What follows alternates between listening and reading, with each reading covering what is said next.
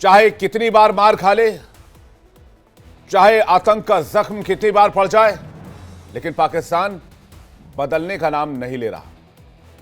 पाकिस्तान टुकड़े टुकड़े होने की कगार पर है। हो सकता है बहुत जल्द आपको पाकिस्तान का नया नक्शा देखने को मिले, जिसके बाद वो विद्रोह की आवाज बुलंद कर रही आवाम को कश्मीर के नाम का अफीम चटाने में लग गया है।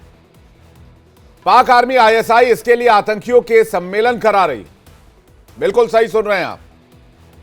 अलग अलग जो देश है, दुनिया के बड़े बड़े मुल्क, वो व्यापारिक सम्मेलन कराते हैं, व्यापार मेला लगाते हैं। यहां आतंकियों का मेला लगा हुआ है। तालिबान, टीटीपी और बीएलए के मार से पस्त हो चुके शहबाज और मुनीर अक्ल खो बैठे हैं और बाद में जाकर वो आतंकियों की गोद में बैठ गए हैं। इतनी मार पड़ी है कि 350 हमले सिर्फ जनवरी 2025 में हो गए। लेकिन इन आतंकियों का इलाज करने के बजाय जवाब पाकिस्तान के लोगों को देना होगा। तो इन्होंने क्या किया, अपने मुल्क को, अपने लोगों को कश्मीर नाम का अफीम फिर से चटाना शुरू किया। और पाकिस्तान में जो पहले से ही आतंकी फैक्ट्री था, आतंक को सपोर्ट करता था, अब खुलेआम आतंकियों की सभाएं करा रहा है पाकिस्तान। भारत के खिलाफ फिर से साजिशों की खबर आ रही है। शहबाज मुनीर ने पाकिस्तान की आर्मी और आईएसआई को इसका जिम्मा सौंपा हुआ है। पहले खैबर पख्तूनख्वा में लश्कर तैयबा के डिप्टी चीफ सैफुल्लाह कसूरी की सभा कराई, जिसमें उसने गीदड़ भभकी दी कि 2026 जनवरी में कश्मीर हमारा होगा।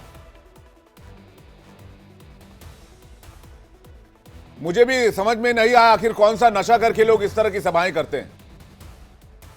इसके बाद पीओके में जैश-ए मोहम्मद लश्कर तैयबा की प्रेस कॉन्फ्रेंस करवा रहा है, जिसमें हमास के लीडर को बुलाया गया है। Cherry on the top Hamas, जो फिलिस्तीन तो बचा नहीं पाए। इजराइल से मार खाकर कश्मीर में उनके नेता मीटिंग्स कर रहे हैं। शहबाज मुनीर से अपना मुल्क संभल नहीं रहा। हर प्रांत में पाकिस्तान से अलग होने की आवाज बुलंद हो रही है। बावजूद इसके ये लोग नशे में, पता नहीं किस चीज का नशा है। भारत के खिलाफ प्लानिंग, तालिबान के खिलाफ प्लानिंग, अफगानिस्तान के खिलाफ प्लानिंग, ईरान के खिलाफ प्लानिंग, जबकि अपने घर के अंदर से टूटने के हालात बने हुए हैं। इस वक्त पीओके के रावलकोट में पाकिस्तानी सेना और आईएसआई ने साबिर शहीद स्टेडियम में आतंकियों का जलसा रखा हुआ है। बड़ी खबर आपको बता दें पीओके से, Kashmir solidarity and Al Aqsa flood नाम से कॉन्फ्रेंस आयोजित की गई है, जिसमें लश्कर तैयबा और जैश-ए मोहम्मद के आतंकी शामिल हुए हैं और हमास के कुछ लीडर्स को भी बुलाया गया है। इसका पोस्टर जारी किया गया, बाकायदा वो पोस्टर मैं आपको दिखा रहा हूं। रावलकोट जो आतंकियों के लिए लॉन्च पैड है, वहां हमास के नेताओं के पोस्टर भी लगाए गए हैं। पीओके यानी जिस पर पाकिस्तान का अवैध कब्जा है, वहां पर यह प्लानिंग हो रही है। लेकिन वहां के हालात से भी ये बेखबर है वहां की पाकिस्तान की सेना, पाकिस्तान की सरकार। क्योंकि मैं आपको बताता हूं ब्रेकिंग न्यूज पीओके में क्या हो रहा है, जो इनको पता नहीं है। शायद अगर ये चैनल देख रहे हो तो पाकिस्तान के हुक्मरानों को कुछ अक्ल आ जाए।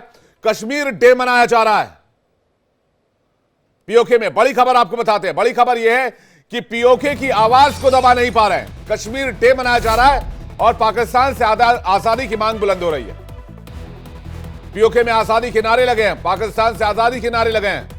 सड़क रोककर युवाओं ने पुलिस के सामने, सेना के सामने आजादी के नारे लगाए। तो पाकिस्तान में कश्मीर डे मनाया जा रहा है, लेकिन कश्मीर के युवा सड़क पर उतरकर इस कश्मीर डे का विरोध कर रहे हैं। कह रहे हैं किस बात का कश्मीर डे, तुमने दिया क्या आप कश्मीर को आज तक। देखिए किस तरह से नारेबाजी हो रही है इस वक्त पीओके में। जिस पीओके को ये अपना कहते हैं, वही पीओके वहां के युवा इनके खिलाफ खड़े हो रहे हैं।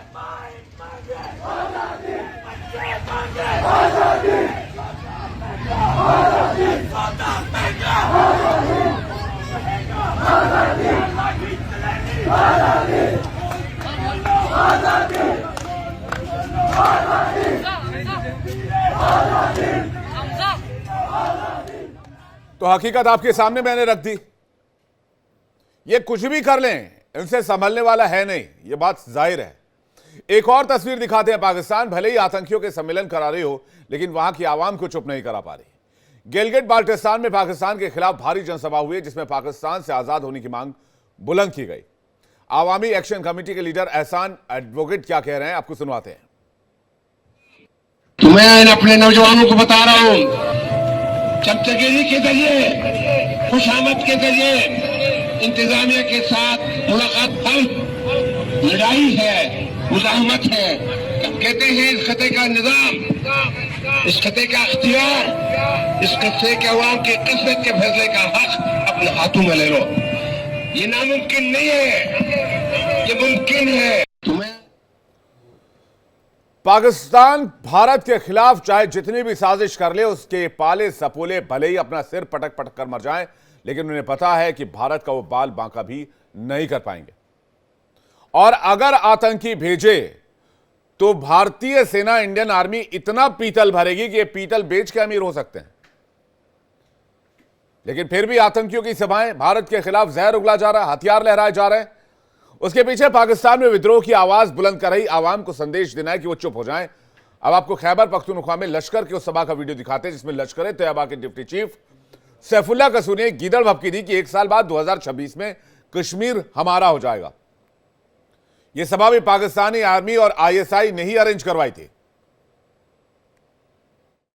मैं आपको अपने रब पर एतमाद करते हुए ये बात कहता हूं, जब 2 फरवरी 2026 आएगा, अगला साल आएगा, अगला रमजान आएगा, मेरे चकदरा के भाइयों, मालाकंड के साथियों, यकीन से कहता हूं 1 साल बाद आपको कश्मीर में भी नक्शे धारे बदले हुए नजर आएंगे।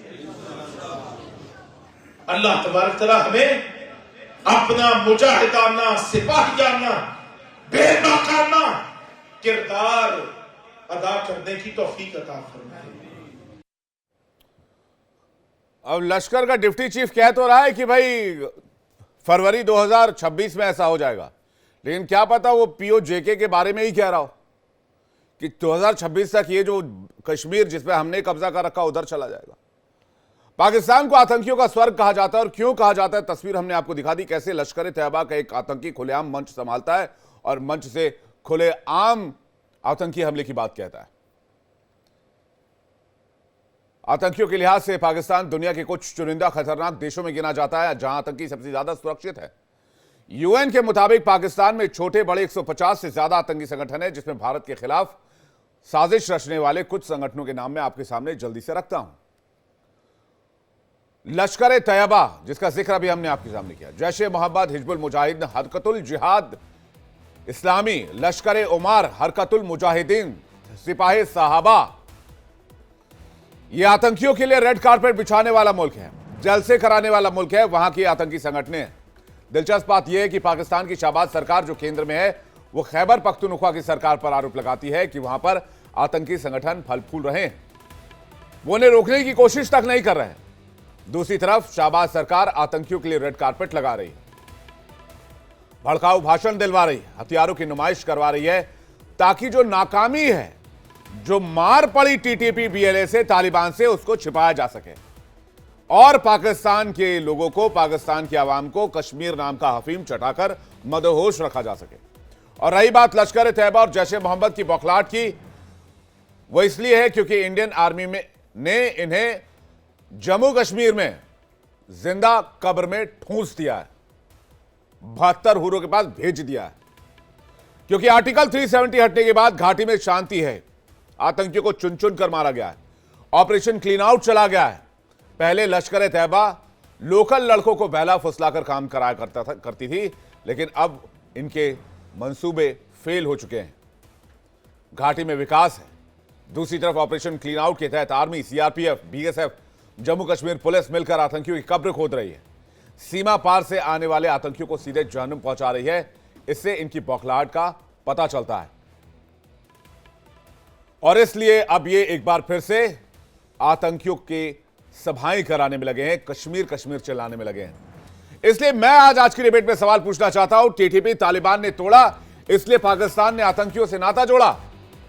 टूटने की कगार पर पाकिस्तान, इसलिए POK पर आतंकी वाला प्लान, और भारत से आतंकियों का सफाया, इसलिए शाहबाज और मुनीर बौखलाए हैं। पाकिस्तान में कश्मीर सॉलिडारिटी डे मनाया जा रहा है। कश्मीर के साथ यकजहती का दिन है और उसी हवाले से बहुत सारी कॉन्फ्रेंसेस, बहुत सारे गठ जो है वो हो रहे हैं जिसके अंदर कश्मीरी हिस्सा ले रहे हैं, कश्मीर के साथ हमदर्दी रखने वाले हिस्सा ले रहे हैं। और जहां तक आपने हमास का जिक्र किया, तो हमास भी चूंकि एक ऐसी ऑर्गेनाइजेशन है जो एक बैरूनी ऑक्यूपेशन ऑक्यूपाई करने वाली फोर्स के खिलाफ जो है वो लड़ती है। इजराइल जो कि फलस्तीन को, गाजा को ऑक्यूपाई करता है इलीगली यूनाइटेड नेशंस के रेजोल्यूशंस के अगेंस्ट, जिस तरह भारत जो है वो ऑक्यूपाई करता है कश्मीर को यूनाइटेड नेशंस के रेजोल्यूशंस के अगेंस्ट, तो उसी तरह हमास वहां लड़ती है। तो इसलिए उनका यहाँ पर होना या उनके रिप्रेजेंटेटिव्स का अगर ऐसा है, क्योंकि वो आवाज ठीक नहीं आ रही थी, तो I couldn't hear what he was saying. Anyways, अगर आप जो बात कर रहे हैं कश्मीर पीओके जिसे आप कहते हैं, हम उसे आजाद जम्मू एंड कश्मीर कहते हैं, वो पाकिस्तान का हिस्सा नहीं समझा जाता, वो पाकिस्तान का सूबा नहीं है। उसकी अलग से पार्लियामेंट है, उसकी अपने इंस्टीट्यूशंस हैं और पाकिस्तान ने कभी भी उसको पाकिस्तान की टेरिटरी के तौर पर नहीं क्लेम किया। मगर जहां तक अगर आपको लोगों की शख्सी आजादियों का एहसास है या आप पूरी दुनिया जो है वो देखना चाहती है कि एक ऐसी जगह जिस पर किसी कब्जे के जरिए जो है वो फौज ने कब्जा किया हो, या एक ऐसी जगह जहां लोगों को आजादी हो, तो वो उन नंबर्स को देख सकती है कि लाखों की तादाद में जो है वो भारतीय फौजी और भारतीय पुलिस जो है वो कश्मीर जो Indian occupied Jammu and Kashmir है उसके अंदर मौजूद है। United Nations, amnesty international, human rights watch, ये तमाम की तमाम कश्मीर को एक ओपन प्रिजन जो इंडियन ऑक्यूपाइड कश्मीर है उसका टाइटल दे चुके हैं। वहां पर लोगों की आज तक मेरी बात मुकम्मल हो गई है। तो पॉइंट ये है कि ये सारे मामला देखें, कश्मीरियों को अगर कश्मीरी खड़े होकर आजादी का नारा लगाते हैं तो हमें उस पर कोई एतराज नहीं है, हम तो उनके साथ मिलकर इस आजादी का नारा लगाते हैं। और अगर कश्मीर जो है आजाद जम्मू एंड कश्मीर के अंदर लोगों को कुछ मसाइल हुए, लोगों को कुछ एतराजात हुए, उनके कोई मुतालबात थे, कुछ डिमांड्स थी, हुकूमत ने उनके साथ एंगेज किया, हुकूमत ने उनकी डिमांड्स को पूरा किया। अब मैं आपको पॉइंट टू पॉइंट काउंटर करता हूं। पर अब आप 8 से 8 लाख पुलिस उतार दी जाए, बाकी तो जवाब देने के लिए सिवाज सर और कर्नल साहब हैं, अमजद मिर्जा साहब भी हैं। मैं पॉइंट टू पॉइंट काउंटर करता हूं। पहली बात ये, एक यूट्यूबर जो ये कहता है कि भारत तरक्की कर रहा है, पाकिस्तान नहीं कर रहा, उसको उठा के एक जेल में डाल देते हैं और आप पीओके में खुलेआम आजादी के नारे लगने देंगे। वो डिबेट भी हमने दिखाई, हमने उन यूट्यूबर्स का एक इकबालनामा भी दिखाया। और मैं आपको बड़ी कमाल की बात बताऊं जाफरी साहब, ये पीओके में जो आजादी के नारे लग रहे हैं, ये आवाज मैंने बड़ी दबाने की कोशिश की, वो दबी नहीं पा रही, वो पीसीआर वाले भी नहीं दबा पा रहे, प्रोडक्शन कंट्रोल रूम वाले, ये आवाज दबी नहीं पा रही।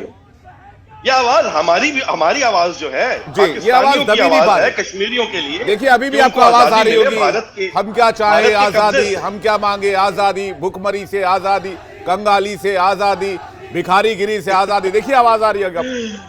देखिए तो मैं नहीं दबा पा रहा हूं सर। पाकिस्तानी मिलके कहते हैं कि हम हिंदुस्तान के कब्जे से देखें। और भाई आप इतने ही मासूम हैं, बड़ा अच्छा, और भाई आप इतने ही मासूम हैं जाफरी साहब, आपकी सरकार, आपके इदारे इतने अच्छे हैं, आप पीओ जेके से विड्रॉ कर लीजिए अपनी आर्मी।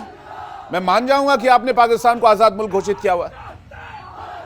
पीओ जेके के ऊपर जो एलओसी के ऊपर पाकिस्तान की फौज है वो पाकिस्तान की हिफाजत के लिए है। अगर आप उसका मुकाबला करें कि जो 9 लाख और 10 लाख के दरमियान फौज भारत ने सिर्फ और सिर्फ इतने से टुकड़े के अंदर, it is the most militarized zone in the world. वो इसलिए ना क्योंकि सैफुल्लाह भारतीय जम्मू एंड कश्मीर, वो अगर आप कहते हैं कि चंद गिने चुने लोगों को, वो कश्मीरियों की हिफाजत के लिए है, गिने चुने लोगों को कश्मीर के अंदर जो है, क्योंकि आप पूरे के पूरे कश्मीर के लोगों को आतंकवादी कहते हैं। 1947 में क्या हुआ था जाफरी साहब, आप सुन लीजिए, आप थोड़ा सा 1 मिनट लूंगा, 1 मिनट लूंगा मिर्जा साहब, 1 सेकंड।